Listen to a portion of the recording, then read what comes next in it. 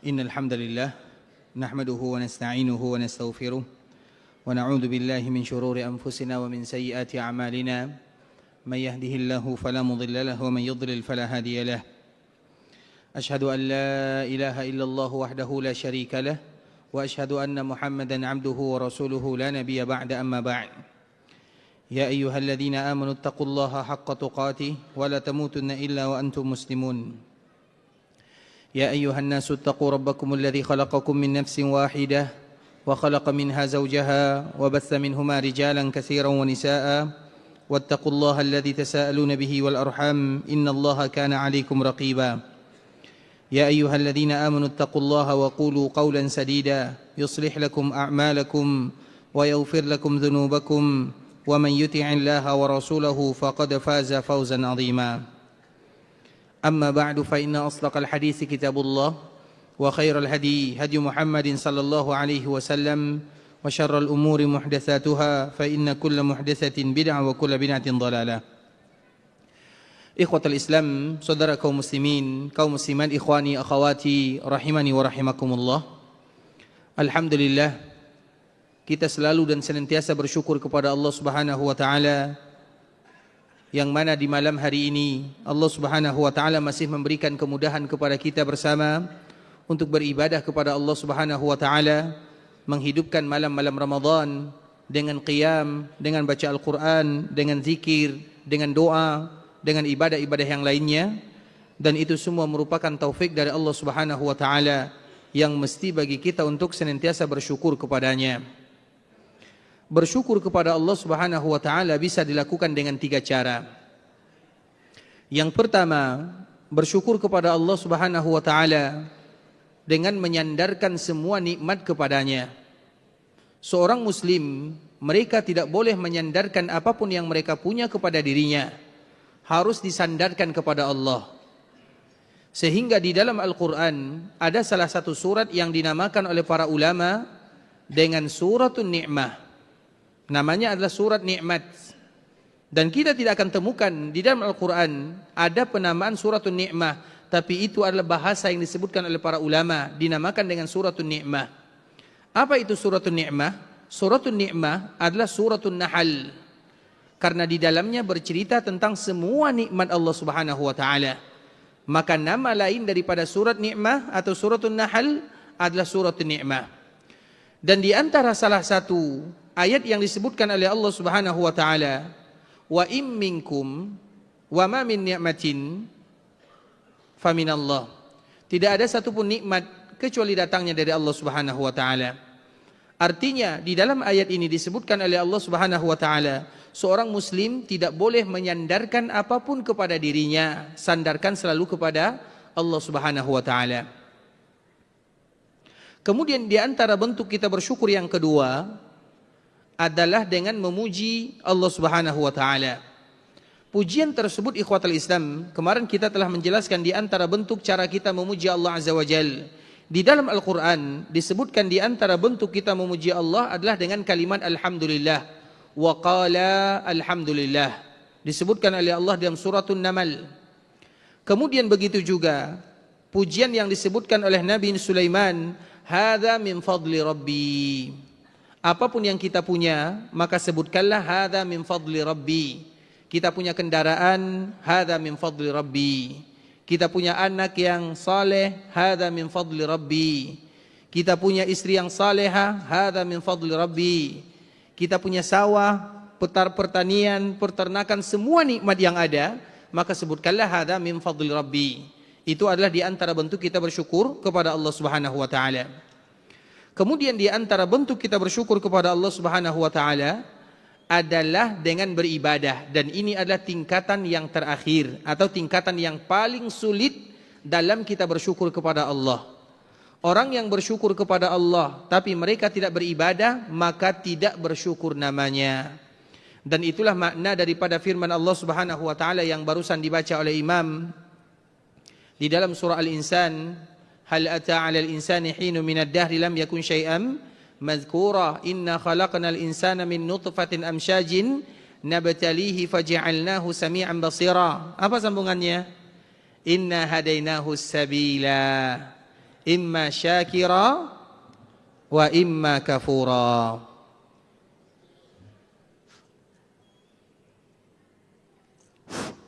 Kalau kita perhatikan ayat ini ikhwatul Islam, imma syakira wa imma kafura.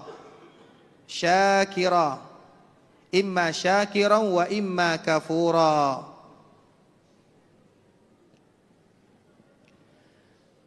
Kalimat yang pertama wazannya adalah fa'ila, syakira.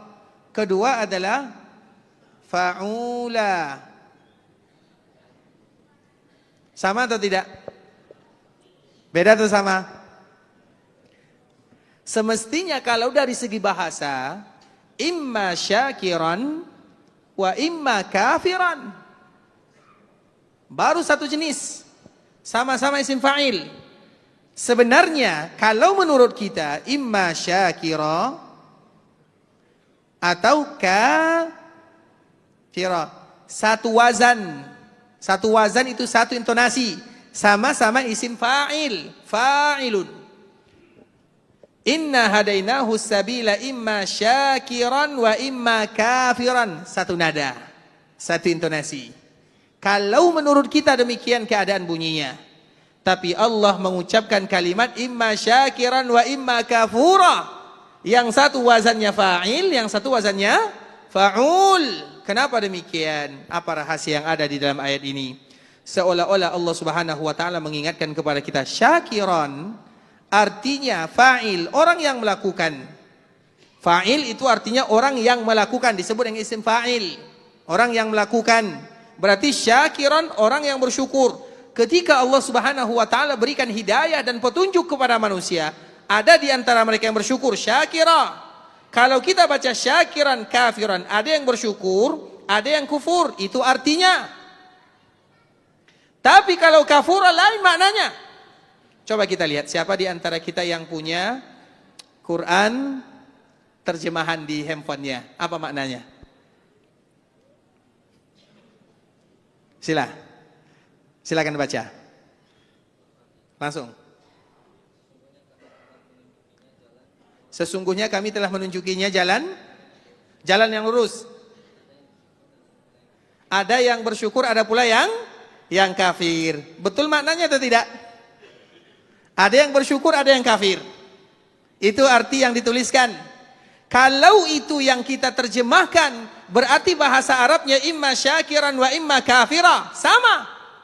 Ada yang bersyukur, ada yang tidak bersyukur, selesai.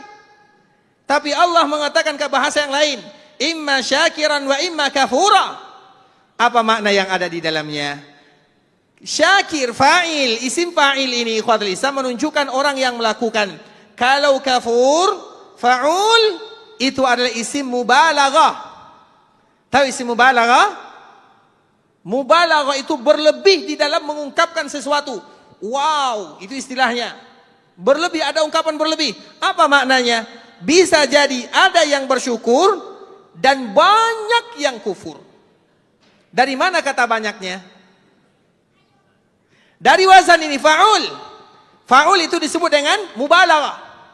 Allah Subhanahu wa taala ingin mengungkapkan kepada kita, imma syakiran wa imma kafura. Bisa jadi mereka bersyukur, tapi lebih banyak di antara mereka yang kufur. Itulah maknanya. Berarti terjemahan tadi betul atau salah? Hati-hati menyalahkan penterjemah ya. Saya tidak tanggung jawab. Hah? Selalu kita menyebutkan ikhwatul Islam, banyak contoh-contoh di dalam Al-Quran yang apabila kita lihat dari segi bahasa, kita akan melihat bagaimana makna yang diinginkan oleh Allah Subhanahu wa taala. Contoh yang mudah. Seperti misalnya Allah Subhanahu wa taala menyebutkan, ya ayyuhalladzina amanu sallu alaihi wa sallimu taslima. Apa artinya?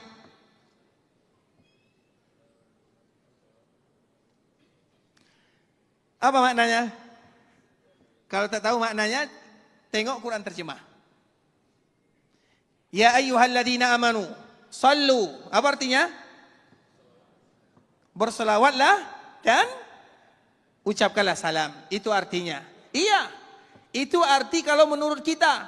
Tapi kalau seandainya kita perhatikan bahasa yang digunakan oleh Allah Subhanahu wa taala, sallu. Apa arti sallu? Apa arti sallu? Salah. Apa arti sallu? Kita contohkan dalam bahasa. Bahasa itu sangat penting ikhwatul Islam agar kita tidak salah memaknai apa yang diinginkan oleh Allah Subhanahu wa taala untuk disampaikan kepada kita. Makanya bahasa Arab itu sangat penting. Dan bahkan sebahagian disebutkan kalau orang yang tidak pandai bahasa Arab maka mereka tidak masuk surga. Saya tidak tanggung jawab yang tidak pandai bahasa Arab ya. Nah, setuju atau tidak? Setuju atau tidak? Tidak bagi yang tidak pandai. Makanya harus pandai bahasa. Sebagian para ulama karena ini sama ikhwatul Islam. Kita selalu mencontohkan kalimat seperti ini. Ada seorang yang sudah tua datang kepada Nabi, nenek-nenek ya. Kemudian datang bertanya, bercerita tentang surga. Kemudian apa kata Nabi? Ketahuilah di dalam surga itu tidak ada wanita tua. Maka nenek ini lari menangis. Berarti saya tidak masuk surga karena saya sudah tua. Kemudian Nabi memanggilnya. Dipanggil oleh Nabi dikatakan bahwa nanti semua kita akan menjadi muda. Begitu juga dengan bahasa. Paham? Paham atau tidak? Tidak usah disampaikan terakhir ya. Taib. Kita contohkan misalnya. Biasanya fa'ala itu asal muasal daripada setiap bahasa. Dan ingat bahasa Arab kalau ada tambahan satu huruf ada tambahan makna. Bahasa Arab kalau ada tambahan satu huruf ada tambahan makna. Fa'ala kalau menjadi fa'ala lain maknanya. Fa'ala artinya melakukan, fa'ala artinya saling melakukan. Beza atau tidak? Beza ikhwatul Islam, beda. Maka itulah makna seperti misalnya contoh lamasa. Apa arti lamasa? Menyentuh. Kalau kita panjangkan lamasa, apa artinya? Saling bersentuhan. Bisa dipahami? Itulah makna daripada firman Allah, au lamastumun nisa, atau kalian menyentuh perempuan. Menyentuh di sini apa maknanya? Huruf lamnya panjang atau pendek? Panjang atau pendek? Au lamastumun nisa berarti apa artinya? Saling. Berarti menyentuh perempuan batal wudu atau tidak? Siapa yang mengatakan tidak batal angkat tangan? Berarti mereka bukan mazhab Syafi'i. Kita tuduh poin aja ya. Baik, siapa yang tanggung jawab? Angkat tangan. Ada? Disinilah para ulama itu mereka bermain. Bahasa itu indah sekali ikhwatul Islam. Contoh yang lain misalnya. Di dalam surah Al-Kahfi.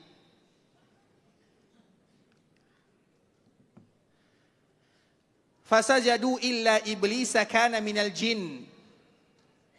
Siapa yang hafal ayatnya? Wa idh qulna lil malaikati isjudu li adama fasajadu illa iblisa kana minal jin. Illa iblisa kana minal jin. Fa fasaqa an amri rabbi. Ketika Allah Subhanahu wa taala memerintahkan malaikat untuk sujud kepada Adam, maka semuanya sujud kecuali iblis. Illa kecuali iblis. Kana, apa arti kana? Adalah dia min dari jin. Dari jin. Apa artinya? Kecuali iblis dan dia berasal dari golongan. Berarti iblis itu jin atau apa? Jin. Mana yang lebih dahulu, jin atau iblis?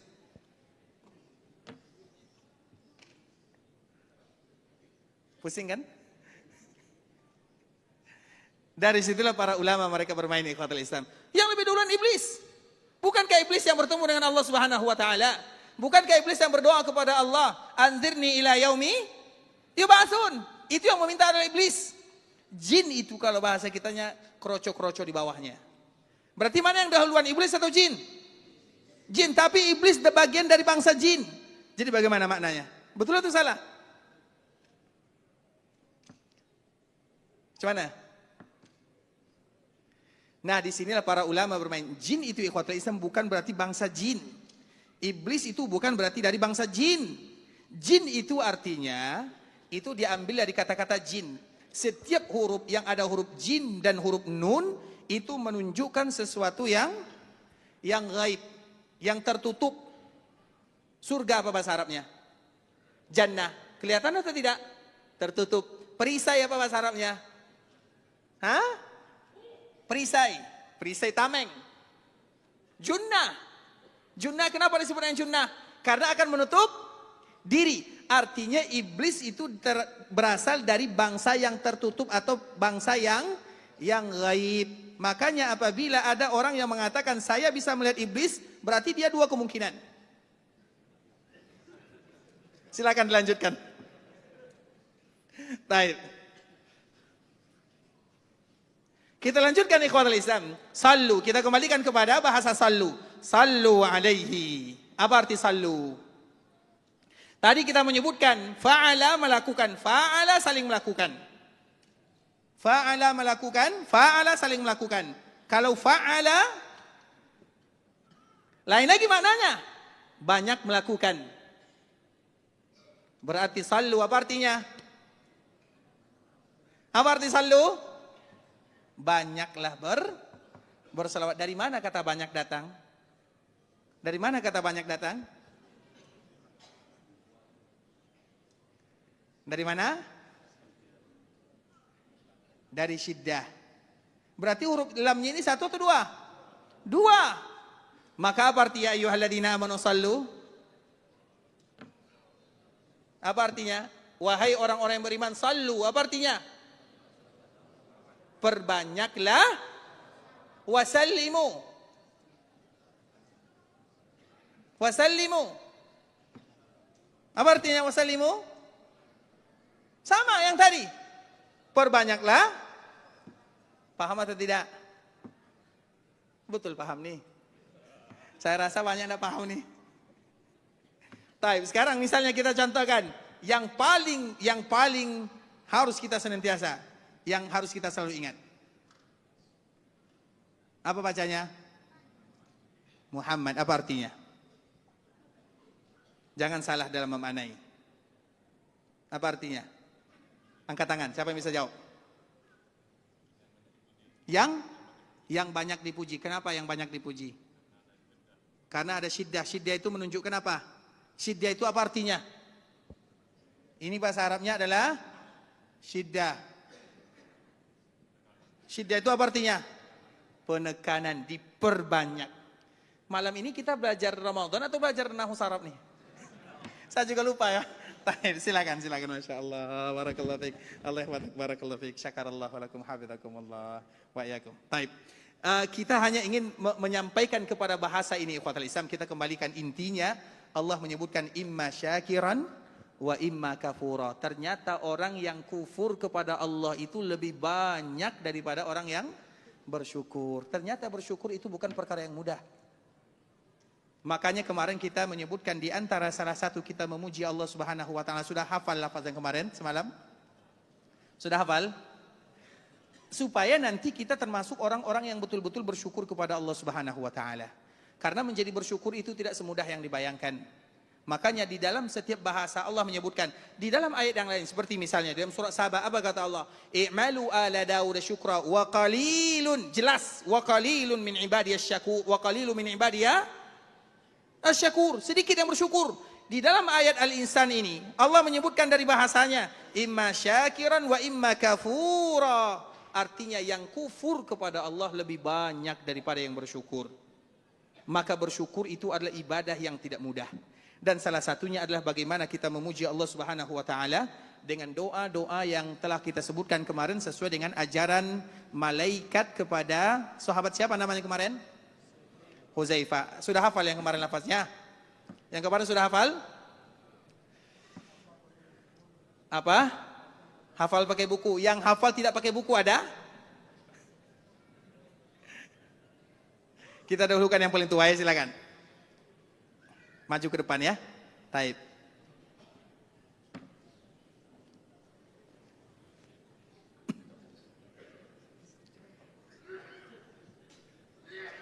Apa? Kalau salah enggak boleh. Masih betul. Baik, barakallahu fiik. Bismillah. Allahumma lakal hamdu kullah walaka walakal hamdu kullah walakal mulku kullah. Ulang lagi. Allahumma lakal hamdu kullah Kullu. Baik. walakal mulku kulluh biyadikal khairu kulluh ilaika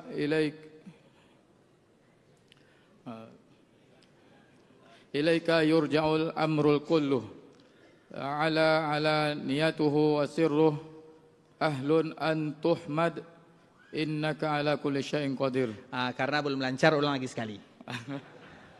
Biasanya yang diulang itu lebih kurang lancar lagi ya. Baik. Kita buktikan. Allahumma lakal hamdu kulluh wa lakal mulku kulluh biyadikal khairu kulluh ilaika yurja'ul amru kulluh ala niyatuhu wa sirruh ahlun an tuhmad innaka ala kulli syai'in qadir. Masya Allah, ternyata saya salah ya. Barakallahu fiik. Allah yahfadzak, syukran lak. Barakallahu fiik, hafizakumullah. Tadi ikhwatul Islam itu adalah lafaz yang pertama ya.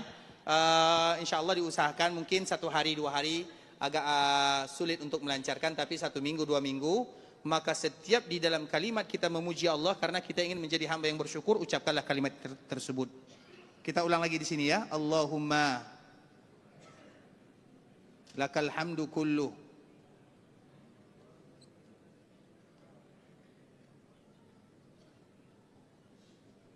walakal mulku kullu biyadikal khairu kullu ilaika yurja'ul amru kullu alaniyatuhu wa sirru ahlun an tuhmad innaka ala kulli syai'in qadir.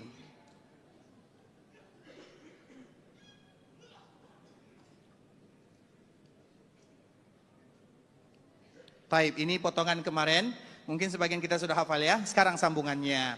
Inilah yang terpenting ikhwatul Islam, agar kita tahu bagaimana malaikat mengajarkan kepada kita berdoa kepada Allah. Allahumma ghfirli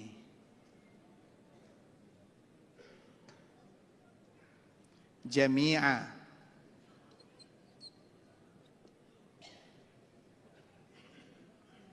ma madha min dhunubi. Allahumma ghfirli jami'a ma madha min dhunubi. Ya Allah, ampunkan dosaku semua yang telah berlalu. Kemudian ini yang paling penting ya. Waqsimni ma baqiya min umri. Jagalah umurku yang masih tersisa. Itu kalau bahasa kitanya. Waqsimli ma baqiya min umri. Kemudian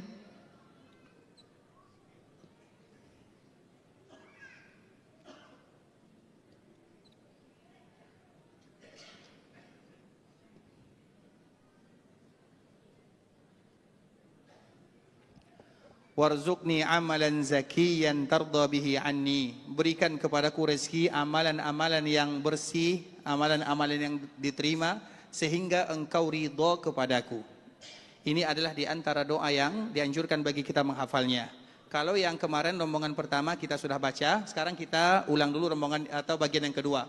Allahumma ghfirli jami'a ma madha min dhunubi. Kalau kita tahu sedikit teks bahasa Arab ikhwatul Islam, kita akan tahu betapa indahnya doa ini. Doa, karena doa yang paling indah itu adalah doa yang diajarkan oleh Nabi. Ini bukan Nabi, tapi malaikat yang mengajarkan.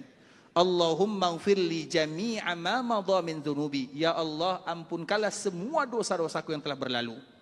Waqsimni ma baqiya min umri. Jagalah umurku yang tersisa. Sisa umurku ini yang engkau berikan kepadaku ya Allah, maka jagalah aku. Seolah-olah kita meminta yang demikian kepada Allah. Warzuqni amalan zakiyah. Warzuqni amalan zakiyah. Warzuqni amalan zakiyah. tardha bihi anni. Ini adalah di antara bentuk supaya semua amal ibadah kita diterima oleh Allah Azza wa Jalla. Inilah yang disebut dengan cara memuji Allah Subhanahu wa taala. Mungkin hari ini kita sulit untuk menghafalnya, tapi kita harapkan bagi kita semua ikhwatul Islam untuk menghafal doa ini mungkin lepas Ramadan atau 1 hari atau 2 hari.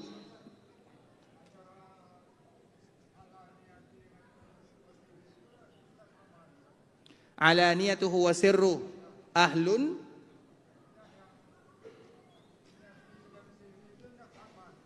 Ini alaniyah itu artinya yang tampak, yang terang. Sirrun yang tersembunyi.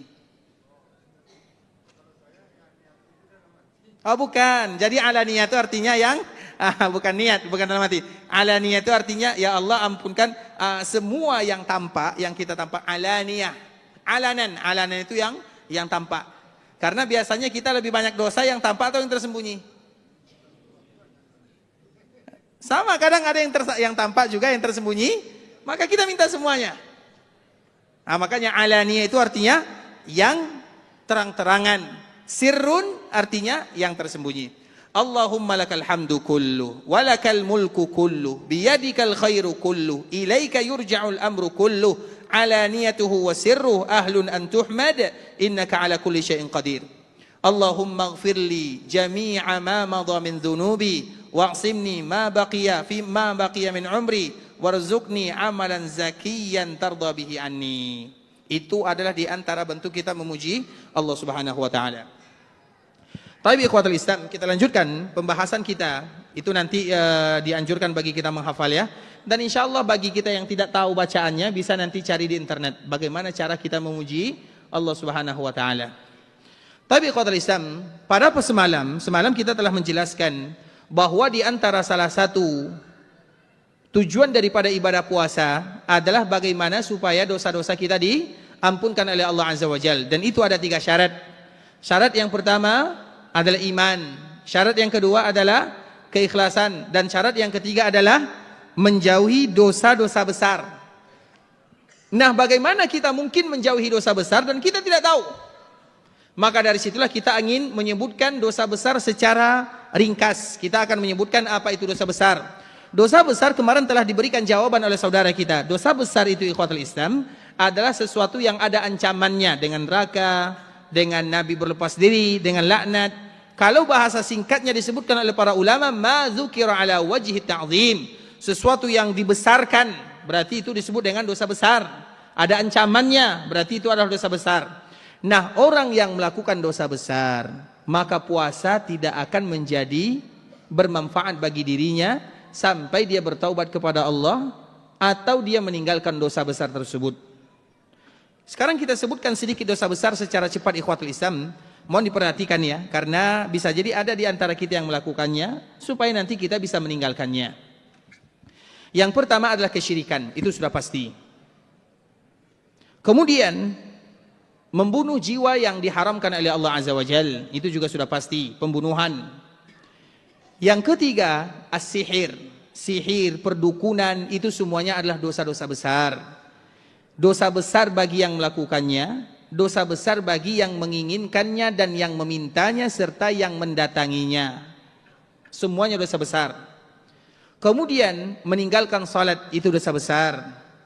Kemudian tidak membayar zakat, baik itu zakat harta, zakat perniagaan, zakat sesuatu yang keluar dari tanah, zakat fitri, semuanya adalah kewajiban. Kemudian dosa besar yang lainnya adalah durhaka kepada orang tua. Kemudian dosa besar yang lainnya adalah memakan harta riba. Artinya orang yang pelaku riba, kalau dia berpuasa, tinggalkan dulu ribanya supaya nanti puasanya bermanfaat bagi dirinya. Begitu juga mereka yang memakan harta anak yatim dengan kezaliman. Begitu juga dengan mereka yang berdusta atas nama Nabi. Artinya orang yang suka membuat hadis-hadis palsu. Hadis palsu banyak sekali ikhwatul Islam, selalu kita contohkan. Hadis palsu itu lebih banyak daripada hadis sahih. Kita selalu memberikan contoh tentang Imam Ahmad ya. Imam Ahmad itu punya anak. Yang pertama namanya Saleh. Dia punya 2 orang anak. Dan Imam Ahmad itu adalah salah seorang ulama yang menikahnya terlambat. Dia menikah baru dikala berumur 40 tahun. Kemudian dikala menikah, lahir anak pertama namanya Saleh, seorang ulama yang ahli di bidang fikih. Yang kedua, lahir anaknya dari istri yang kedua, namanya Abdullah. Dia bergelut di bidang hadis. Nah, Abdullah ini dikala ingin menghafal hadis, diajarkan oleh ayahnya, diberikan 100 hadis, 1000, 2000, sampai 200.000 hadis. Kemudian apa kata ayahnya setelah anaknya menghafal hadis ini? 200.000 itu sedikit atau banyak? Arba'in Nawawi saja nggak hafal-hafal ya, apalagi 200.000. Apa kata ayahnya? Ketahuilah wahai anakku, semua hadis tersebut adalah hadis yang lemah dan hadis yang palsu. Hadis lemah dan hadis yang palsu. Orang minum kopi masuk surga. Hadis atau bukan? Tidak boleh, tidak pantas kita mengatakan itu hadis. Itu perkataan dusta namanya. Kalau kita suka kopi silakan, jangan bawa-bawa agama. Bisa dipahami? Contoh yang lain, orang yang berumur 40 tahun harus pakai tongkat misalnya. Kalau ingin pakai tongkat silakan, tapi jangan bawa-bawa agama. Dan biasanya hadis palsu itu lebih kepada makanan. Kalau masalah makanan itu semuanya nanti akan ada hadis-hadis palsu. Ada salah satu karangan yang paling indah ya, namanya Al-Manar Al-Munif. Itu kaedah bagaimana cara kita menentukan hadis palsu. Hadis itu ikhwatul Islam jelas mana yang jelas, mana yang tidak. Nah, orang yang berdusta atas nama Nabi itu dosa besar. Tidak ada manfaat dia berpuasa. Artinya puasanya tidak akan menjadikan dia diampunkan dosanya sampai dia meninggalkan hadis-hadis atau berdusta atas nama Rasulullah SAW. Kemudian apa lagi? Iftar Ramadan. Orang yang berbuka di bulan Ramadan dengan sengaja. Kemudian lari di waktu di medan perang, itu di antara bentuk dosa besar ya. Az-zina, mereka yang berzina. Kemudian pemimpin yang mencurangi rakyatnya, itu juga dosa besar. Pemimpin itu semuanya, mulai dari tingkatan yang paling bawah sampai tingkatan yang paling atas. Makanya pemimpin itu ikhwatul Islam, separuh kakinya, sebelah kakinya sudah berada di dalam neraka. Separuhnya. Nah, kalau dia adil dan jujur, baru keadilan dan kejujurannya yang akan menyelamatkan dirinya. Makanya menjadi pemimpin itu bukan sesuatu yang mudah. Penuh dengan tanggung jawab. Kemudian meminum khamar, kita tahu bagaimana meminum khamar. Kemudian orang sombong, kita juga tahu. Kemudian sumpah palsu. Kemudian al-liwat, liwat itu LGBT kalau bahasa kitanya. Kemudian menuduh wanita yang baik-baik, artinya tidak boleh menuduh kaum muslimin. Tidak boleh menuduh kamu melakukan ini, kamu melakukan itu, apalagi wanita yang baik-baik. Itu dosa besar. Kemudian wulul. Wulul itu artinya adalah orang, bisa kita terjemahkan dengan pungli, atau orang yang mengambil hadiah dari jabatannya. Orang yang mengambil hadiah dari jabatannya. Contoh misalnya, dilantiklah Pak Camat. Kemudian tiba-tiba kita datang membawa hadiah. Wahai Pak Camat, ini hadiah dariku untuk kamu. Boleh atau tidak? Boleh atau tidak? Berikan hadiah kepada Pak Camat. Boleh atau tidak? Boleh. Kalau Pak Camat itu ayah kita. Tapi kalau orang lain, boleh atau tidak? Boleh juga. Kalau kita terbiasa memberikan hadiah kepadanya. Tapi kita baru nongol, baru muncul dikala dia jadi Pak Camat. Tiba-tiba kita datang, boleh atau tidak? Gulul namanya. Pasti ada tujuan di balik itu semua. Apa tujuannya? Supaya tanahnya gratis. Apalagi tujuannya? Yang urusan dengan Pak Camat, KTP gratis, nikah gratis, apa lagi? Nikah bukan Pak Camat ya. Apa lagi? Itu disebut dengan gulul. Memberikan hadiah karena jabatan yang dimiliki oleh seseorang. Yang memberi dan yang menerima sama-sama disebut dengan gulul. Taib. Kemudian zalim dengan mengambil harta orang lain, itu sudah pasti. Mencuri. Kemudian begal, qat'ut tariq. Kemudian sumpah palsu atau ya sumpah palsu. Kemudian orang yang membunuh dirinya. Kemudian mereka yang menyerupai laki-laki atau perempuan yang menyerupai laki-laki atau laki-laki yang menyerupai perempuan. Kemudian al-muhallal. Muhallal itu apa? Yang jelas kita tidak terangkan ya. Yang tidak jelas kita jelaskan sedikit. Al-muhallal itu artinya ada orang, dan ini biasa terjadi kepada pengantin baru. Biasanya pengantin baru itu tidak terlepas 1 bulan aman, 2 bulan nyaman, 3 bulan sudah mulai sedikit. 1 tahun sudah mulai kata-kata kasar, 2 tahun sudah mulai mudah kalimat cerai keluar.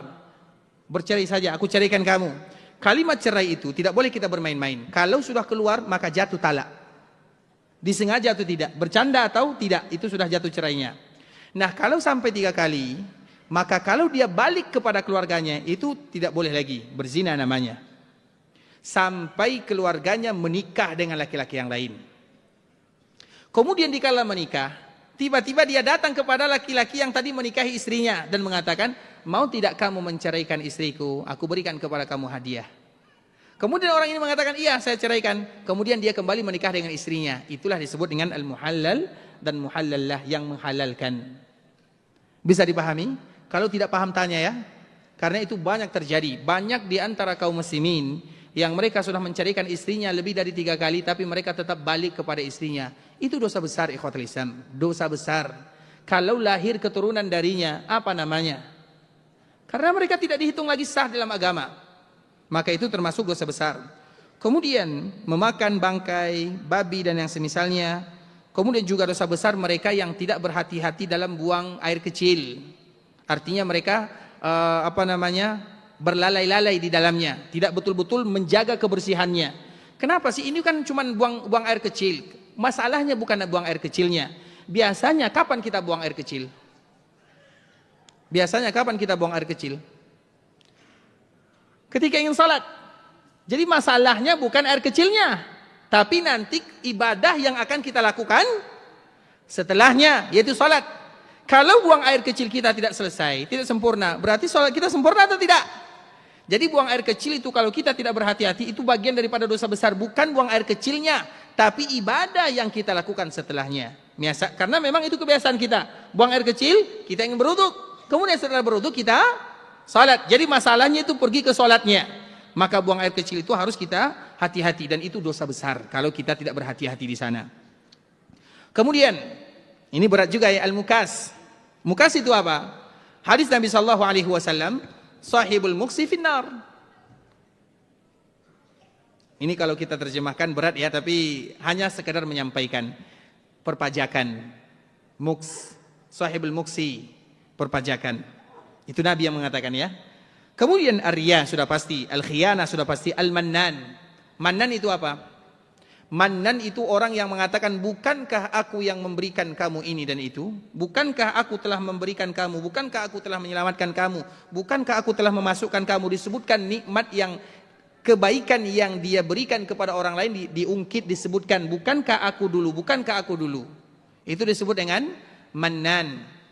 Kemudian al-kadzibul qadar, mereka yang mendustakan takdir. Misalnya dia tertimpa musibah, ya Allah, kenapa harus aku yang tertimpa musibah? Kalimat ini adalah kalimat dosa besar. Musibah itu ikhwatul Islam, kalau kita bersabar, musibah tidak akan berubah. Kalau kita menangis, kalau kita misalnya tidak terima, musibah tidak akan berubah. Tidak ada pilihan. Misalnya ada di antara anak kita yang sakit misalnya, kemudian dengan kita tidak menerima takdir, apakah anak kita langsung sehat? Tidak ada pilihan. Maka itu di antara bentuk kasih sayang Allah Subhanahu wa taala. Kemudian al-la'an. La'an itu yang suka melaknat, dan puncak daripada laknat, puncaknya adalah orang yang suka mengkafirkan kaum muslimin. Itu puncak daripada laknat. Dasar kamu ini kafir. Makanya kalimat kafir itu ikhwatul Islam tidak boleh keluar dari lisan seorang mukmin. Itu adalah puncak laknat. Kalau laknat saja, semoga Allah melaknat kamu, itu dosa besar namanya. Apalagi puncaknya itu adalah dikala menuduh orang lain bukan muslim. Kemudian al-ghadir. Ghadir itu adalah para ghadarab, sama dengan khianat ya, artinya mereka tidak jujur. Kemudian mereka yang membenarkan dukun. Kalau seandainya yang datang ke perdukunan dan mempercayainya dosa besar, bagaimana dengan dukun itu sendiri? Mempercayai mereka saja. Dan dukun itu sekarang ikhwatul Islam, sekarang zaman sudah canggih. Dukun itu sekarang lebih gagah daripada yang lain. Dukun ada di media sosial, ada atau tidak? Zodiak itu apa namanya? Famali itu apa namanya? Kalau lahir di bulan Januari berarti gagah, ganteng misalnya. Tahu-taunya yang lahir di bulan Januari biasa-biasa saja.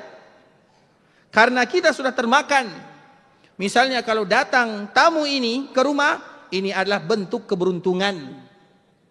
Kalau ada hewan ini, itu adalah bentuk kesialan. Itu dukun di zaman now namanya. Itu semuanya adalah dosa besar. Jadi dukun itu bukan orang-orang yang jampi-jampi, itu sudah pasti. Tapi di zaman sekarang perdukunan itu bisa kita dapatkan dimanapun. Bahkan di internet itu banyak sekali. Maka jangan pernah percaya kepada perdukunan. Jangankan percaya, membuka lembaran perdukunan itu adalah dosa. Misalnya kita tahu di internet misalnya, ini adalah situs perdukunan misalnya, ingin meraba-raba. Kalau garis tangannya lurus, berarti dia orang bengkok. Kalau garis tangannya bengkok, berarti dia orang lurus. Contoh misalnya, itu perdukunan semua namanya. Dan itu adalah bagian daripada dosa besar. Kemudian nusyuzul mar'ah. Nusyuz itu artinya wanita yang durhaka kepada suaminya. Kemudian qati'ur rahim. Qati'ur rahim itu siapa? Orang yang memutuskan tali rahim. Rahim kita itu bukan semuanya. Rahim kita itu siapa? Ayah ibu sudah pasti. Saudara ayah, saudara ibu. Saudari ayah, saudari ibu. Saudara kita, saudari kita. Satu ayah atau satu ibu, atau satu ayah satu ibu. Itu disebut dengan rahim. Kita ini tidak rahim namanya, kita ukhuwah namanya. Saya, kita, kemudian nanti kita berkumpul, ayo kita berkumpul untuk menyambung tali silatul ukhuwah. Bukan tali silaturahim.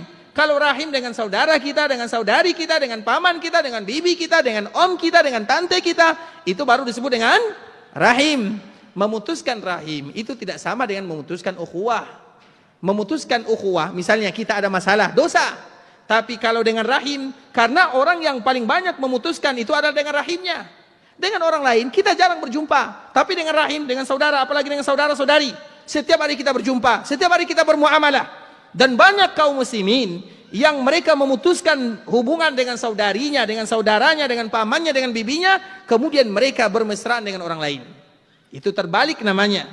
Karena orang yang paling pantas menerima kebaikan kita adalah rahim kita.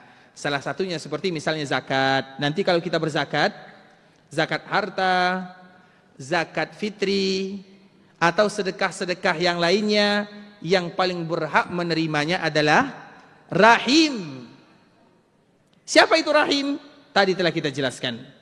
Selama mereka berhak untuk menerimanya. Kalau zakat fitri, orang yang berhak menerimanya hanya dua. Fakir, miskin, tidak ada yang lain. Kalau zakat harta, yang berhak menerimanya ada 8 golongan yang disebutkan oleh Allah dalam surat Taubah. Fakir, miskin, amil. Makanya amil itu tidak ada dalam zakat fitri. Amil itu ada dalam zakat harta. Kenapa? Karena amil itu akan menghitung semua harta kita, dihitung semuanya. Yang berniaga dihitung semua perniagaannya. Yang punya hewan ternak dihitung semuanya. Itulah tugas amil. Jadi amil itu tugasnya untuk zakat harta, bukan zakat fitri. Nah, kemudian bisa kita baca nanti di dalam ayat yang disebutkan oleh Allah Azza wa Jalla. Ada 8 golongan. Nah, yang paling berhak menerima zakat dan kebaikan kita, sedekah kita, adalah rahim-rahim kita selama mereka berhak untuk menerimanya. Karena yang tidak berhak menerima zakat itu hanya 3 saja. Yang pertama, asal kita. Siapa asal kita? Ayah, ibu. Boleh tidak kita bersedekah, berzakat kepada ayah dan ibu? Anak durhaka namanya. Apabila ada orang yang bersedekah kepada ayah dan ibunya, bukankah anak durhaka namanya? Kakeknya, boleh tidak bersedekah kepada kakek? Cucu durhaka. Karena mereka asal kita. Cabang kita siapa cabang kita? Cabang kita siapa? Anak. Boleh tidak bersedekah kepada anak? Cucu. Itu cabang kita semuanya. Dan yang ketiga adalah orang yang menjadi tanggung jawab kita. Siapa yang menjadi tanggung jawab kita? Istri. Boleh tidak bersedekah kepada istri? Wahai istriku, ini zakat hartaku. Boleh tidak? Suami yang berzakat harta kepada istrinya, cari suami baru. Karena tanggung jawab. Tapi boleh tidak istri bersedekah atau berzakat kepada suami? Boleh atau tidak? Kenapa boleh? Karena suami bukan tanggung jawab istri. Bisa dipahami? Itu saja. Rahim kita, saudara-saudari kita. Apakah mereka tanggung jawab kita? Tidak. Paman kita tanggung jawab kita? Tidak. Bibi kita, om kita, tante kita. Mereka lah yang harus kita cari pertama kali dalam berzakat. Bisa dipahami sampai sini? Itulah rahim. Karena melakukan kebaikan kepada rahim dapat 2 pahala. Pahala menyambung rahim dan pahala kita bersedekah. Jelas ya? Makanya qati'ur rahim la yadkhul jannata qati'. Mereka yang memutuskan rahimnya tidak masuk surga, kata Nabi SAW. Dan bahkan orang yang memutuskan tali rahimnya percuma mereka beribadah, bukan hanya puasa. Karena amalan kalau diterima oleh Allah diangkat, ilaihi yas'adul kalimut thayyib, diangkat oleh Allah Azza wa Jalla. Salat kita kalau diterima kemana? Diangkat. Puasa kita kalau diterima kemana? Diangkat. Nah, ibadah itu tidak akan terangkat 1 jengkal dari kepala kalau kita memutuskan rahim. Artinya percuma kita beribadah kepada Allah kalau kita ada masalah dengan orang tua, dengan saudaranya orang tua, saudarinya orang tua, dengan saudara, dengan saudari. Itu yang terpenting. Bahkan kalau ada di antara kita yang iktikaf di malam ini, tapi dia memutuskan saudara dan saudarinya pulang, minta maaf, sampaikan, sambung, baru kembali iktikaf. Iktikaf sunnah, tapi menyambung tali silaturahim wajib. Jelas? Taib. Kemudian musawir. Ini musawir ini bahaya sedikit ya. Musawir itu ikhwatul Islam yang tukang buat gambar. Di sini para ulama mereka berbeza ya. Ada yang disepakati, ada yang diperbedakan oleh para ulama. Yang disepakati itu adalah makhluk yang sama dengan makhluk, patung kalau bahasa kitanya. Makanya dianjurkan hukum asalnya tidak boleh ada patung, apalagi di rumah. Kecuali diberikan pengecualian oleh para ulama. Salah satunya adalah Imam Ibnu Hajar, kecuali untuk anak-anak perempuan. Biasanya anak-anak perempuan yang masih kecil biasanya mainannya apa? Boneka anak-anak. Kalau anak laki-laki mainannya apa? Mobil-mobilan. Jangan dikasih boneka. Karena itu hanya diberikan pengecualian kepada anak-anak perempuan, itu fitrah mereka. Makanya kita lihat anak-anak perempuan selalu menggendong boneka.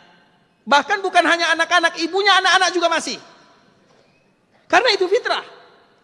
Makanya sebagian para ulama memberikan pengecualian. Tapi ingat, yang membuatnya musawwir namanya. Allah akan mengatakan, wahai kamu, wahai fulan, coba berikan kepadanya ruh. Walaysa binafikh.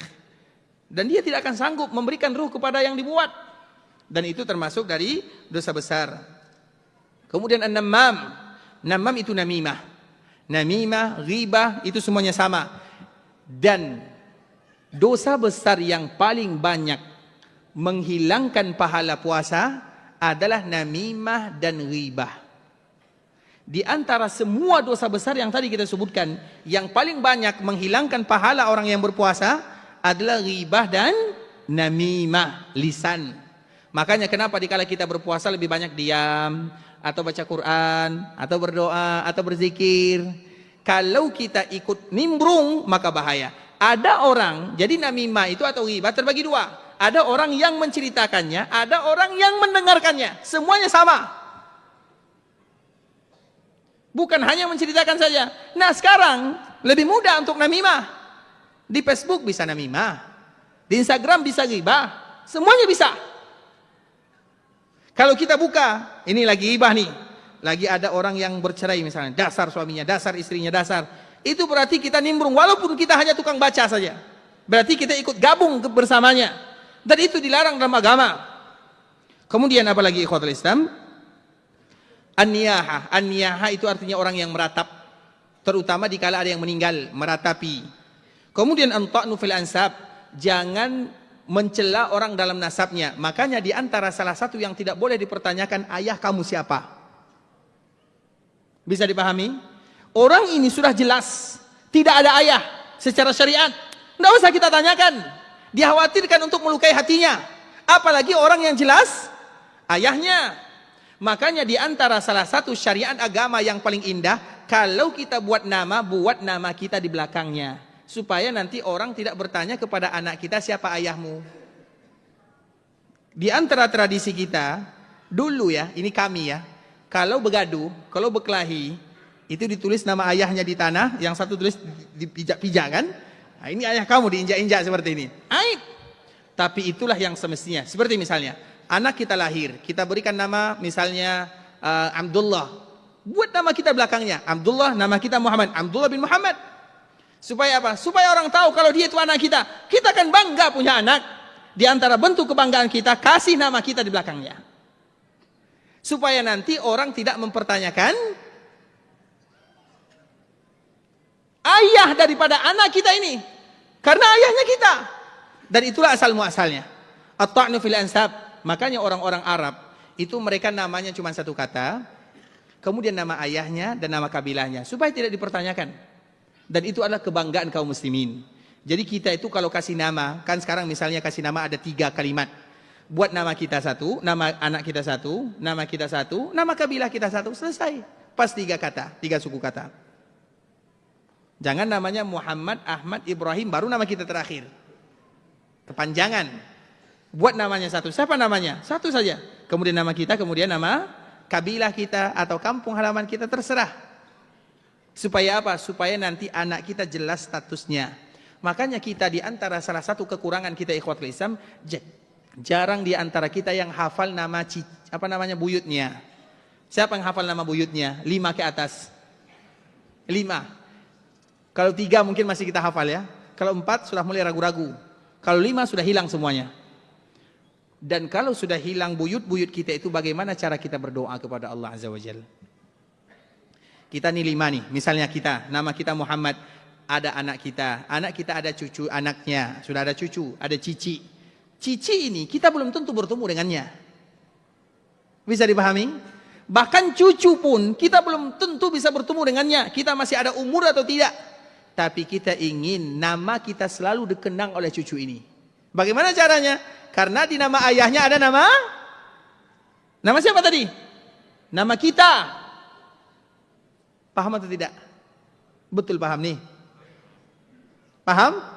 Baik. Berarti besok kita lomba-lomba rubah nama nih ya. Artinya itu anjuran ya. Yang sudah terlanjur tidak menjadi masalah. Tapi kalau seandainya Allah berikan kepada kita keturunan, beri dia nama satu kalimat, nama kita langsung di belakangnya. Supaya nanti dia bangga, ini ayah saya. Supaya nanti orang tidak bertanya tentang ayahnya. Makanya karena at-ta'nu fil ansab, menghina itu adalah bagian daripada hinaan. Siapa ayah kamu? Makanya apapun polemik di dunia, di daerah kita, jangan pernah tanyakan keturunannya. Bisa dipahami? Kalau dia jujur, alhamdulillah. Kalau tidak jujur, itu urusan dia dengan keturunannya, bukan urusan kita. Sama sekarang ikhwatul Islam ini, mohon maaf ya, seperti misalnya ada yang mempertanyakan keturunan Nabi, contoh misalnya. Kewajiban kita apa? Percaya. Kalau dia dusta, itu urusan dia, bukan urusan kita. Urusan kita percaya, selesai. Coba misalnya kalau kita sebutkan ayah saya fulan, ayah saya fulan, ayah saya fulan, kemudian tiba-tiba dikala kita menyebutkan kakek kita, buyut kita, ada orang yang mengatakan betul kamu cucunya fulan, apa yang kita lakukan? Apa yang kita lakukan? Marah saja. Kalau saya ambil batu dulu. Artinya itu istilahnya. At-ta'nu fil ansab. Karena nasab itu menentukan seseorang, kakeknya, buyutnya. Itu harus dijaga semuanya. Kemudian al-khuruju bis-saif. Al-khuruju bis-saif itu adalah mereka yang keluar dari pemerintahan dengan pedangnya. Kemudian syatmul muslimin, mereka yang selalu mencaci kaum muslimin. Kaum muslimin ini pokoknya kalau saya dasar kaum muslimin, setiap pergi ke masjid sandal saya hilang. Padahal bukan semua kaum muslimin yang melakukannya. Bisa jadi satu orang saja, tapi dia caci semuanya. Itu sama saja mencaci kaum muslimin. Makanya di antara doa yang paling bagus ikhwatul Islam disebutkan oleh Allah Subhanahu wa taala dalam surah Ibrahim, Rabbighfirli wali walidayya walil mu'minina yauma yaqumul hisab. Itu ada seorang muslim. Seorang muslim mereka tidak boleh meninggalkan doa ini. Rabbighfirli, ya Allah ampunkan dosaku, wali walidayya, dan kedua orang tuaku. Apa sambungannya? Walil mu'minin, ya Allah ampunkan dosa semua kaum mukminin. Berapa jumlah kaum mukminin yang ada di dunia? Berapa? Anggaplah 2 miliar. Setiap dari 2 miliar ini ikhwatul Islam, pahalanya akan sampai kepada kita dengan satu kalimat, Allahumma firli wali walidayya walil mu'minin.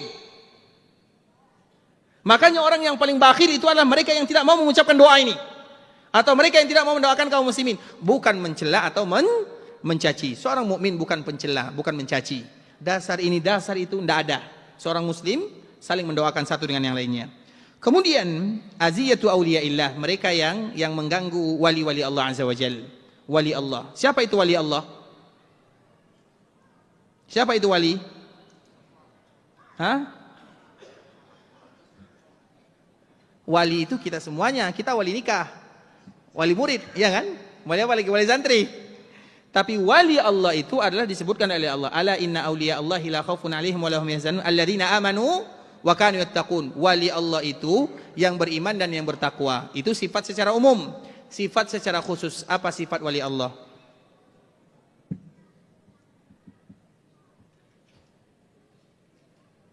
Sifat wali Allah secara umum jelas. Kalau secara khusus apa sifat wali Allah? Tanda wali itu apa? Sila.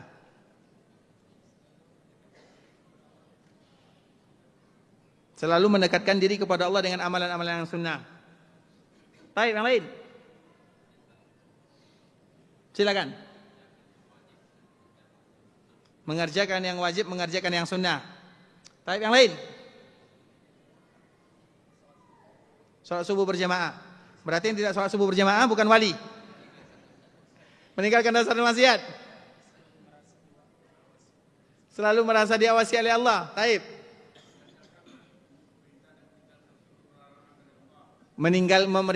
Melaksanakan perintah dan melaksanakan perintah Allah dan meninggalkan seluruh larangan Allah. Ada orang yang seperti itu? Ada atau tidak? Ada tidak orang yang bisa melaksanakan semua perintah Allah? Ada orang yang bisa melarang, meninggalkan semua larangan Allah? Sulit. Karena sifat manusia berdosa. Itu sifat kita. Taib. Yang lain? Istiqamah. Istiqamah itu masih umum ya. Taib. Dapat karomah? Wah, ini baru nih wali. Ini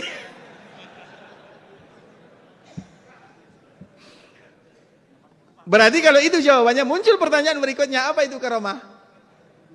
Hah? Karomah itu apa? Kemuliaan. Karomah itu ikhwatul Islam, pertolongan Allah kepadanya dikala dia dalam keadaan terdesak. Makanya karomah itu tidak bisa dipertontonkan. Karomah itu tidak bisa berulang. Bisa dipahami? Kalau ada orang mengatakan saya bisa terbang ke laut, misalnya, terbang di atas angin misalnya, atau jalan di atas air misalnya, karomah atau tidak? Iya, karomah. Tapi karomah bukan karomah dari Allah. Karomah dari jin ifrit misalnya. Contoh, karena karomah itu tidak bisa dipertontonkan. Karomah itu datang tiba-tiba dikala seorang mukmin terdesak, datang bantuan, dan itu tidak berulang 2 kali. Makanya karomah itu tidak ada 2 kali. 1 kali saja. Karena itu bantuan Allah. Berarti wali atau bukan? Tak yang lain. Siapa itu wali? Silakan. Apa?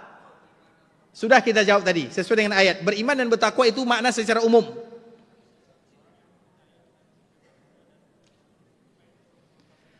Orang yang percaya akan firman Allah dan apa yang disampaikan oleh Rasul, berarti semua kita wali. Iya kan? Ini kan masa kecil. Yang paling takut ke siapa? Takut istri atau takut siapa? Takut siapa? Takut Allah. Takut saja. Orang yang beribadah kepada Allah berlandaskan takut saja, maka mereka adalah haruri. Haruri itu kalau bahasa kasarnya khawarij. Kasar ya? Baik, yang lain. Kita dahulukan dulu ini, silakan. Macam mana caranya kita mengetahui Allah mencintai kita? Tahu yang lain? Banyak ya. Yang paling tua lah dulu ya. Taib. Yang selalu berhati-hati. Hati-hati kemana? Taib. Sekarang kita sebutkan. Ini sifat wali. Terakhir. Pilihan Allah. Pasti ya, pilihan Allah pasti gitu. Tapi bagaimana bentuknya? Taib, yang terakhir di belakang. Tadi sudah kita jawab, itu sifat secara umum. Masih banyak lagi yang mau coba nih. Taib yang di belakang, yang di belakang dulu ya.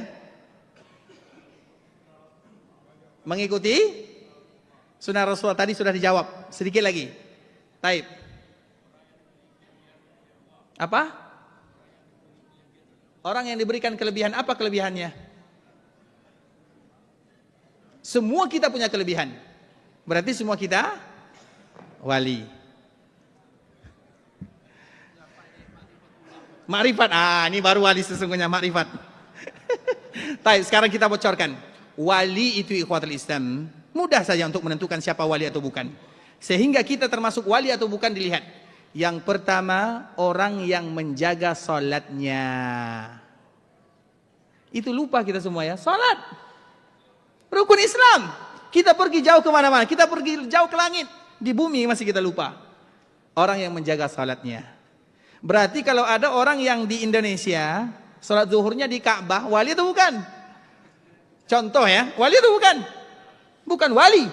Wali itu mereka yang menjaga salat jamaahnya bersama kaum muslimin. Itu sifat wali yang pertama. Kalau ada yang mengaku wali dan dia tidak salat berjamaah, wali atau bukan? Berarti kita wali atau bukan? Kita ingin menjadi wali. Wali itu apa arti walinya? Wali itu apa artinya? Apa arti wali? Wakil, mewakili, wakilah, tawakal. Itu mewakili. Kalau wali, wali itu artinya orang yang dimudahkan oleh Allah untuk beribadah. Maka ibadah yang terpenting itu adalah ibadah salat. Yang kedua adalah mereka tadi sudah dijawab ya sedikit ya, orang yang selalu mendahulukan sunnah Nabi sallallahu alaihi wasallam. Dan yang ketiga, sifat wali itu hanya 3, tidak banyak, 3 saja, yaitu mereka yang tidak pernah mengajak kepada dirinya. Paham maksud mengajak, tidak pernah mengajak kepada dirinya? Mengajak kepada Allah, mengajak kepada dia ada, dia tidak ada. Seperti misalnya ini, misalnya ada sebuah lembaga misalnya, dia bermain di belakang, dia bahagia dikala melihat kaum muslimin beribadah kepada Allah. Itu wali namanya. Tapi kalau dia berbahagia dikala dia tampil, itu kurang kewaliannya. 3 inilah sifat wali. Paham sampai di sini? Wali itu mudah menentukannya. Berarti kita wali atau bukan? Dan tambah satu lagi. Ini penting ini. Khusus untuk yang sudah menikah. Yang belum menikah tutup telinga. Di antara sifat wali, ini bukan perkataan saya ya, ini perkataan para ulama. Di antara, ibu-ibu ada di atas. Berarti di antara sifat wali itu, iya kan, jelas kan? Di antara sifat wali itu adalah mereka yang bersabar terhadap celotehan istrinya.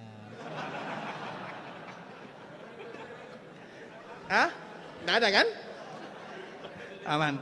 Itu sifat wali, serius. Itu sifat wali. Makanya tidak ada wali, contoh misalnya Imam Ahmad. Tadi kita sebutkan Imam Ahmad, berapa orang anaknya?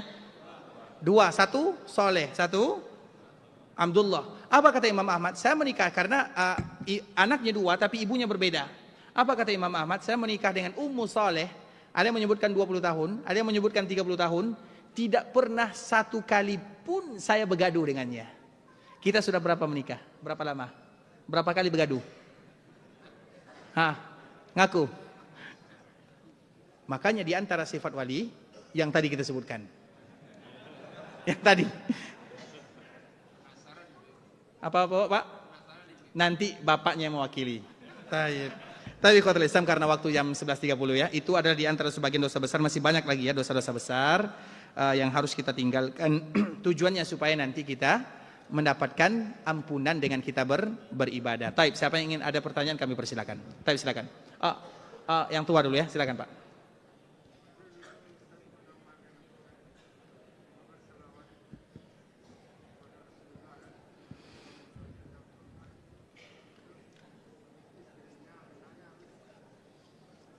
Taib. Ada salah satu selawat yang ditanyakan, Allahumma salli ala Muhammad wa ala ahli baitihi wa ala azwajihi wa dhurriyyatihi kama sallaita ala Ibrahim wa ala ali Ibrahim innaka Hamidum Majid.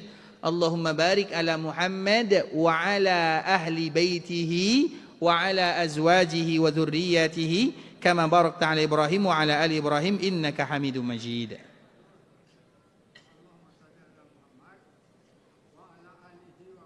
Wa ala ahli baitihi wa ala azwajihi wa dzurriyyatihi kama shallaita ala Ibrahim. Ulang lagi. Allahumma salli ala Muhammad wa ala ahli baitihi wa ala azwajihi wa dzurriyyatihi kama shallaita ala Ibrahim. Ini selawat yang paling indah. Selawat yang terbaik. Karena mencakup semuanya. Di dalam ini kita berselawat kepada Nabi, berselawat kepada Nabi Muhammad, berselawat kepada Nabi Ibrahim, berselawat kepada keluarga Nabi, berselawat kepada keluarga Nabi Ibrahim. Secara khusus berselawat kepada Ahlul Bait, berselawat kepada istri Nabi, berselawat kepada keturunan Nabi. Semuanya masuk di dalamnya. Jadi ini selawat yang paling bagus. Makanya dihafal. Ya. Wa iyyakum. Taib.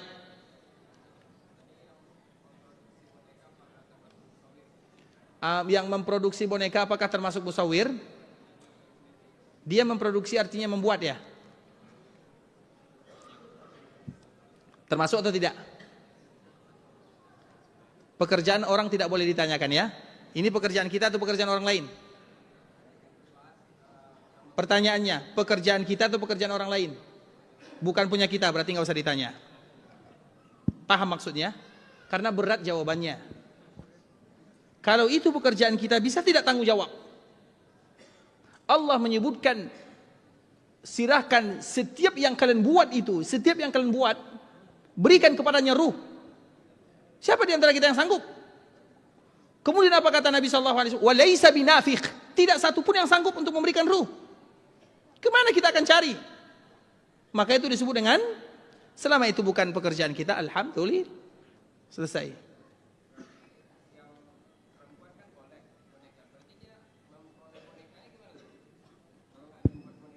Pekerjaan kita atau bukan? Kalau bukan pekerjaan kita jangan ditanyakan.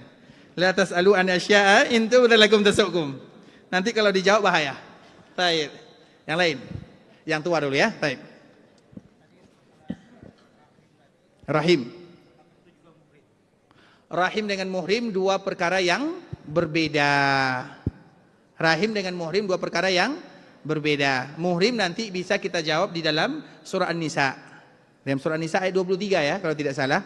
Itu semuanya adalah rahim kita, dan juga di dalam surah, atau itu muhrim kita, mahram. Mahram itu bukan muhrim ya, mahram. Mahram itu orang yang haram bagi kita untuk menikah dengannya. Maka disebut dengan mahram. Kalau rahim yang kita ada hubungan rahim dengannya, itu dua bahasa yang berbeda. Kalau mahram itu lebih identik kepada perempuan. Kadang sama, kadang berbeda. Kadang sama, kadang berbeda. Contoh misalnya, kita menikah dengan seorang wanita. Wanita ini sudah punya anak. Anak wanita ini apakah mahram bagi kita? Mahram atau tidak? Mahram atau tidak? Nah, berbeda para ulama nih. Nah, mahram atau tidak? Kita menikahi ibunya. Anaknya mahram atau tidak? Mahram. Mahram atau tidak? Siapa mazhab yang mengatakan tidak mahram? Mazhab yang tidak mahram. Taib, angkat tangan. Taib, bapak yang paling tua. Apa alasannya? Mahram atau tidak? Tidak. Kenapa tidak mahram? Tidak ada hubung? Masya Allah, itulah jawabannya. Masya Allah. Sehat selalu Pak ya? Barakallahu fiik. Sehat selalu Pak ya? Saya juga jawab tidak. Jawabannya salah.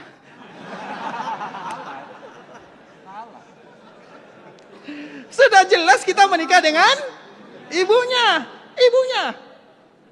Anaknya tapi. Nah iya, dia jadi mahram kita. Karena mertua kita mahram kita enggak? Ini, aku itu halal. Itu halal.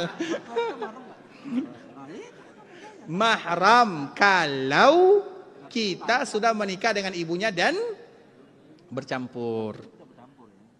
Kan menikah kan pasti bercampur kan?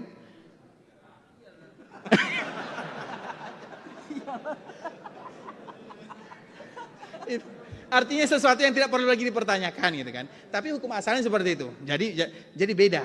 Ada perbedaan, ada persamaan. Kita hanya ingin menentukan ada perbedaan, ada persamaan. Jelas ya? Baik, yang lain.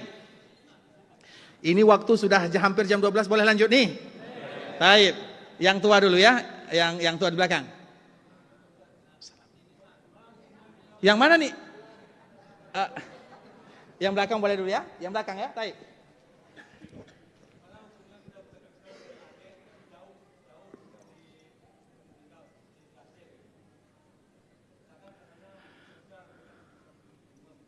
Taib. Bagaimana hukumnya kita berzakat fitri? Zakat fitri atau zakat fitrah?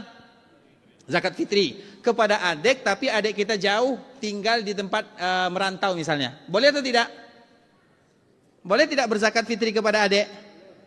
Boleh atau tidak? Tidak. Kalau dia tidak fakir dan miskin. Bisa dipahami? Berarti kalau dia fakir atau miskin, dimanapun dia berada, silahkan. Jelas ya? Keedahnya lihat, karena tidak semua orang menerima zakat. Statusnya fakir atau miskin. Apalagi rahim-rahim kita. Kalau dia tidak fakir, tidak miskin, maka tidak berhak menerima zakat. Kalau adik kita dimanapun, di dunia manapun, mereka lah yang paling berhak menerima zakat kita. Selama statusnya fakir dan miskin. Pertanyaannya, apa itu fakir, apa itu miskin? Miskin itu, selalu kita ulang, miskin itu orang yang tidak mendapatkan full kebutuhannya. Contoh misalnya, kebutuhannya 100 ribu. Dalam satu hari, kebutuhannya 100 ribu, dia hanya mendapatkan 60 ribu atau 70 ribu. Itu disebut dengan kebutuhan, bukan keinginan. Kebutuhan pokok. Kemudian ada orang fakir. Orang fakir itu tidak mendapatkan separuh dari kebutuhannya. Kebutuhannya 100 ribu, dia hanya mendapatkan 30 ribu, 40 ribu. Maka disebut dengan fakir. Jadi kita ini termasuk fakir atau miskin? Jadi fakir miskin itu tidak dilihat daripada uang masuknya. Ada orang pemasukan 1 bulan 1 juta, tapi kebutuhannya cuma 500 ribu. Ada orang pemasukannya dalam 1 bulan 25 juta, tapi anaknya 15. Berarti mana yang fakir? Yang mana yang miskin? Jadi miskin itu bukan dilihat daripada angka. Paham sampai di sini? Siapa tadi lagi? Yang depan, silakan. Dosa-dosa besar itu,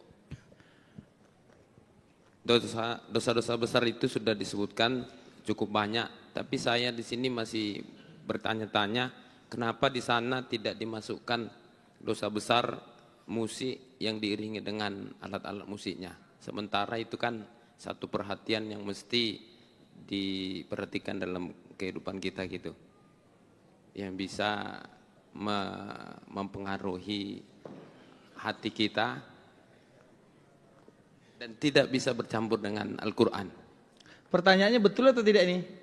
Pertanyaannya itu aja Ustaz, kenapa tidak dimasukkan dalam kategori dosa-dosa besar? Iya, saya tahu pertanyaan, tapi pertanyaannya betul atau tidak?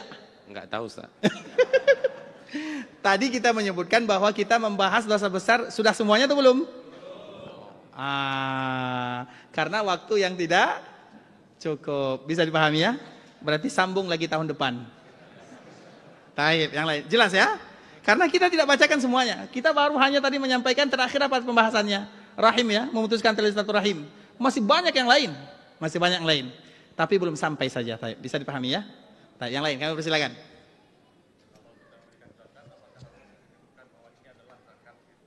Ketika kita memberikan zakat, apakah kita sebutkan zakat bahwa ini adalah zakat? Boleh kita sebutkan, boleh tidak, kita bebaslah. Dilihat daripada orang yang menerimanya. Karena ada orang fakir miskin, dia gengsi menerima zakat.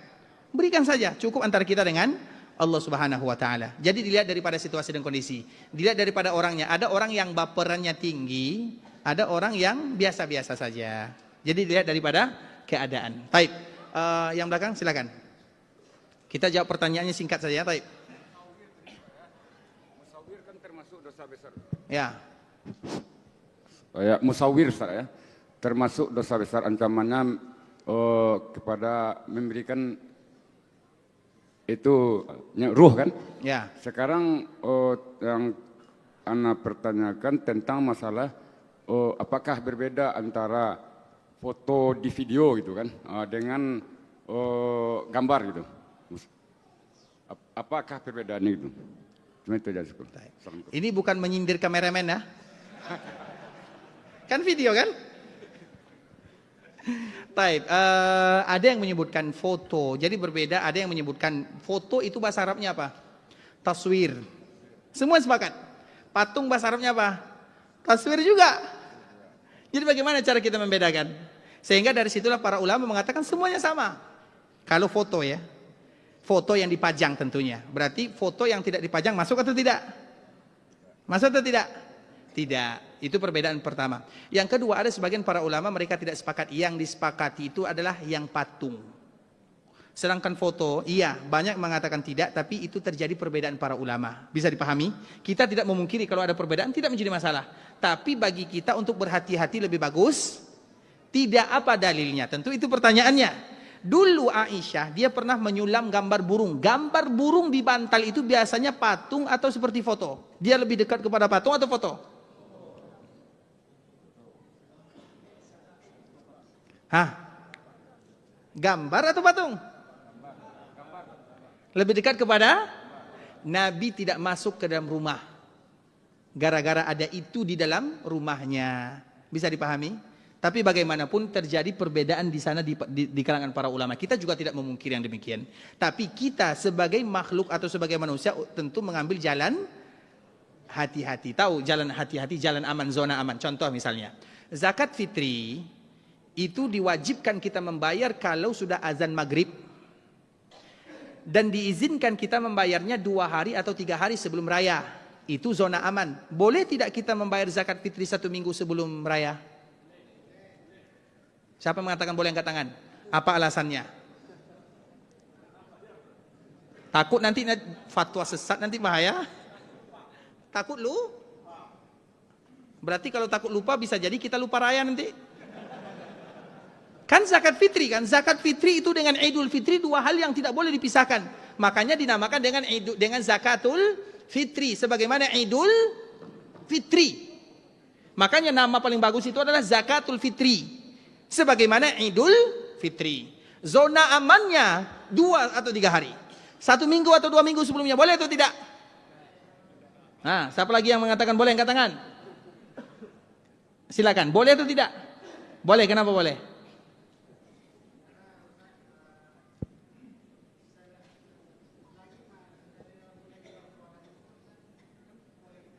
Selagi memulai Ramadan berarti boleh kita bayar.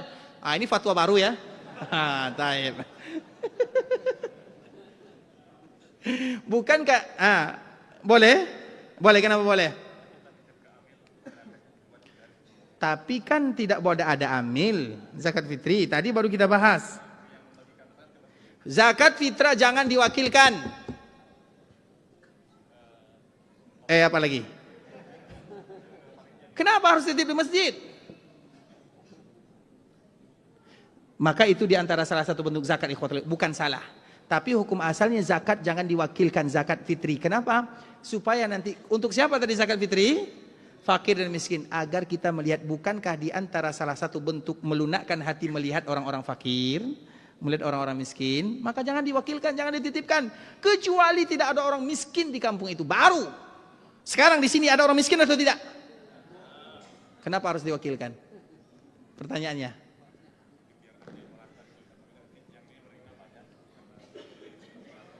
Merata dan tidak merata itu urusan rezeki. Kenapa harus kita ratakan rezeki Allah Subhanahu wa taala? Rezeki Allah itu rata atau tidak? Paham? Jadi yang mana? Boleh atau tidak pertanyaannya? Langsung gugur ya. Yang lain, boleh atau tidak? Bapak masih bersikeras boleh ya? Silakan. Bisa dimanfaatkan. Ini dalil perasaan atau dalil Al-Qur'an? Dalil perasaan. Di dalam perasaan boleh tidak berdalil? Paham pertanyaannya ya? Bisa dimanfaatkan, bisa diinikan. Itu kan perasaan kita. Perasaan kita. Apakah orang yang berzakat 2 hari atau 1 hari sebelumnya tidak bisa dimanfaatkan? Dia mau cari apa? Mau masak apa? Kalau masak kambing gulai iyalah. Tapi zakat kita itu apa? Beras. Makanan pokok. Masak beras itu berapa menit?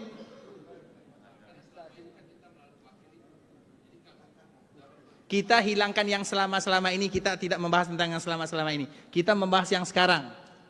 Jadi bagaimana? Boleh atau tidak? Ikhwatul Islam. Kita tidak mengatakan boleh atau tidak boleh. Bisa dipahami? Yang membayar 1 minggu sebelumnya. Ada para ulama yang mengatakan boleh. Yang 2 minggu sebelumnya ada juga yang mengatakan boleh. Tapi ada juga yang mengatakan tidak boleh. Kita sebagai manusia biasa, mana yang harus kita cari? Zona aman yang tadi kita sebutkan. 2 hari atau 3 hari sebelum raya, semuanya sepakat. Semuanya sepakat. Tapi 1 minggu, 2 minggu tidak sepakat. Kita mencari yang disepakati atau yang tidak disepakati. Itu namanya zona aman dalam beribadah. Paham Pak ya?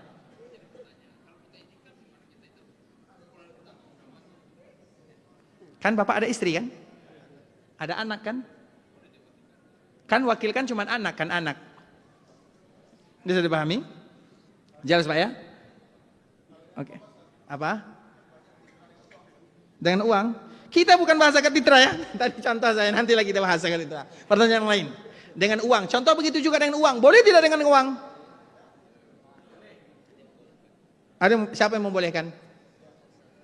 Kalau tidak salah. Kalau salah? Imam Malik ya. Jangan berdusta atas nama Imam Malik. Tidak tahu atau siapa? Pokoknya salah satu imam mazhab siapa? Tabi ikhwatul Islam. Siapa? Beras ya. Tabi ikhwatul Islam. Terlepas daripada itu semua, kita kembalikan lagi ke zona aman. Mana zona aman? Uang atau beras? Makanan pokok. Nah, itu lebih bagus jawabannya. Kalau dengan uang, boleh atau tidak? Boleh ikhwatul Islam kalau betul-betul misalnya, contoh saya pernah mendengarkan cerita, ada orang berzakat beras, tidak ada satupun di kampung itu yang menerimanya, karena mereka semuanya produksi beras. Dikasih 1 goni, pertama diambil, setelah mobilnya melaju, dibuang berasnya. Akhirnya apa yang dia lakukan? Diberikan beras, supaya orang ini menerimanya, dititipkan uang di atasnya. Kemudian baru dia terima. Nah, kalau ada di antara kita yang pakai uang, masukkan beras, masukkan uang dalam berasnya. Biar bisa dua-duanya. Zona aman. Tahu zona aman itu? Tahu makna daripada zona aman? Bukan berarti kita menyalahkan yang lain, tidak. Tapi kita dalam beribadah ingin aman dan kita berlepas diri di hadapan Allah Subhanahu wa taala. Itu disebut dengan zona aman. Paham? Sehingga keluar kaidah para ulama, al-khuruju minal khilafi aula. Keluar dari perbedaan para ulama itu lebih baik. Para ulama apakah mungkin tiba-tiba mereka langsung berbeda? Tidak. Mereka sepakat dulu. Contoh, para ulama itu sepakat bahwa zakat fitri yang paling bagus 2 hari atau 3 hari sebelumnya. Semua sepakat. Kemudian baru mereka berbeda. Bagaimana 1 minggu sebelumnya? Bagaimana 2 minggu sebelumnya? Ada yang mengatakan boleh, ada yang mengatakan tidak boleh. Kita sebagai manusia biasa, kita mencari yang berbeda atau yang disepakati. Itu disebut dengan zona aman. Paham atau tidak? Paham? Betul paham nih. Jelas ya? Kalau sudah paham kita tutup sampai di sini. Tapi ikhwatul Islam nanggung ya, ada 2 pertanyaan ini. Bagaimana upaya orang tua dengan anak yang sudah dewasa bahkan sudah berkeluarga tapi masih belum sungguh-sungguh dalam beribadah, salat masih diingatkan, belum mau mengikuti pengajian, ada doa yang Ustaz. Ikhwatul Islam, di antara salah satu doa yang tidak boleh dilupakan karena kita tidak tahu ya. Hidayah itu bukan di tangan kita, hidayah di tangan Allah. Setiap kali kita punya keluarga yang mungkin sekarang sulit untuk diatur, ingat bagaimana Nabi Nuh alaihi salam, Nabi. Dan ingat juga Nabi Ibrahim, ingat juga Nabi Muhammad sallallahu alaihi wasallam. Tapi yang tidak boleh kita lupakan adalah berdoa. Apa doa untuk keturunan yang paling bagus? Aslih li fi dzurriyyati inni tubtu ilaika wa inni minal muslimin. Nanti cari dalam surah Al-Ahqaf ayat 15. Taib. Pertanyaan kedua, apa hadis yang menyatakan hak muslim terhadap muslim yang lainnya itu sahih? Ini jawabannya panjangnya, kita pending dulu. Taib. Alhamdulillah saya telah diberikan hidayah Islam. Sudah 3 saudara yang Allah berikan hidayah Islam.